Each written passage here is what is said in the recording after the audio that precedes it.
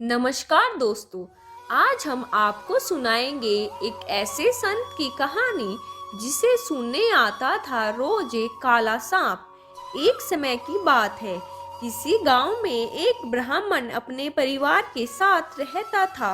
उसके परिवार में उसकी एक पत्नी और एक पुत्र था। वह बहुत गरीब थे। उनके पास कभी कभी खाने को भी नहीं होता था। ब्राह्मण की पत्नी बहुत दुष्ट और चालाक थी, इसलिए वह रोज ब्राह्मण को भिक्षा मांगने जाने को कहती थी। पर ब्राह्मण उसकी एक नहीं सुनता था और घर में राम नाम जाप करता रहता था। पत्नी के रोज रोज लज्जित करने पर ब्राह्मण एक दिन सुबह सुबह उठा और अपनी पोती पतरा उठाया और दूसरे गांव में चल दिया। चलते चलते वह घने जंगल में पहुंचा और अंधेरा हो गया। वह वहां एक बड़े से पेड़ के नीचे बैठ गया और राम नाम जपने लगा। सुबह होने पर जब उठा तो पास के सरोवर पर स्नान करके वह आगे चला और दूसरे गांव में पहुंच गया। गांव वाले उसे ना तो सुनते और ना ही उसे कोई भिक्षा देते। वह ब्राह्मण दुखी होकर घूम फिर कर फिर से उसी पीपल के पेड़ के नीचे आकर बैठ गया। वह पीपल का पेड़ बहुत विशाल था। उस पेड़ की जड़ में एक विशाल काला सांप रहता था।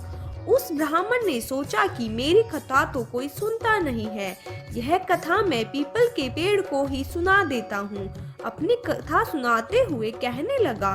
कथा पूर्ण होने पर पेड़ के नीचे से एक काला नाग निकला और उस ब्राह्मण को स्वर्ण मुद्रा देते हुए बोला, तुम रोज यूं ही यहाँ आकर मुझे कथा सुनाया करो, मैं रोज तुम्हें स्वर्ण मुद्रा दूंगा। यह बात तुम न तो किसी को बताना, तुम्हारे सब दुख दूर हो जाएंगे। ब्राह्मण रोज ऐसा ही करता। सुबह उठकर नहा धोकर अपनी पोती पतरा लेकर वह पीपल के पेड़ के नीचे पहुंच जाता और वहां बैठकर कथा सुनाता। कथा पूर्ण होने पर नाग सोने की मुद्रा भेंट करता। देखते ही देखते ब्राह्मण धनिक हो गया। पूरे गांव में यह चर्चा होने लगी कि ब्राह्मण की दशा कैसे सुधर गई। यह जरूर कोई गलत काम करता होगा। ब्राह्मण को लोगों की बातों से कोई फर्क नहीं पड़ता था। वह नित्य अपना यह कार्य करता रहता था। एक दिन गांव की कुछ औरतें ब्राह्मणी के पास आ गई और उससे पूछने लगी कि आपके पति इतने धनवान कैसे हो गई हैं? वह रोज कहाँ जाते हैं और रोज उनकी कथा कौन सुनता है? औरतों की बात सुनकर ब्राह्मणी के मन में शंका आ गई। उसने एक दिन अपने पति से पूछा कि आपको ये धन कहाँ से मिलता है, मुझे भी बताइए। ब्राह्मण बोला, तुम्हें इससे क्या मतलब? ऐसा कहकर ब्राह्मण ब्राह्मणी की बात टाल दिया करता। कुछ दिनों तक उसे टालता रहा, पर एक दिन ब्राह्मणी ने ब्राह्मण को मजबूर कर दिया।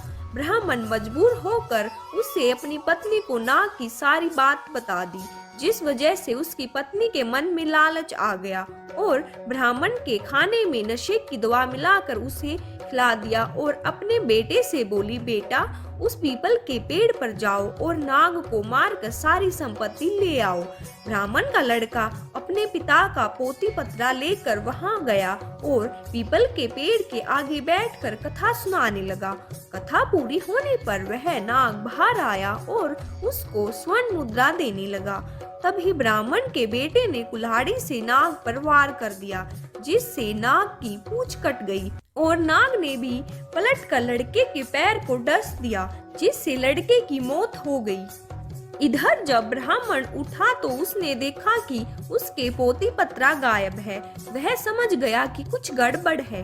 वह जल्दी से पीपल के पेड़ के पास गया तो देखा कि उसका लड़का वहां मरा पड़ा है। ब्राह्मण को देखकर नाग बाहर आया और कहने लगा, ब्राह्मण, मैंने तुम्हें कहा था कि स्वर्ण मुद्रा की बात तुम किसी को नहीं बताओगे और तुमने बता दी। अब तुम यहाँ से चले जाओ, तुम्हें तुम्हारा पुत्र का दुख है और मुझे मेरे पूंछ के कटने का दुख है।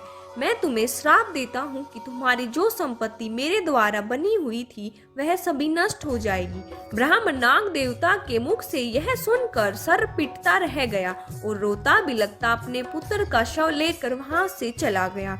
घर जाकर अपनी पत्नी को बोला, देखो तुम्हारे लालच की वजह से हमने अपना इकलौता पुत्र भी गवा दिया और हमारी सारी संपत्ति भी नष्ट हो गई।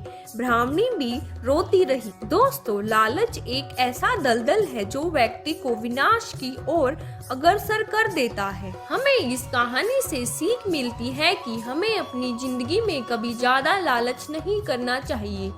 तो दोस्तों, कैसी लगी आपको आज की यह कहानी?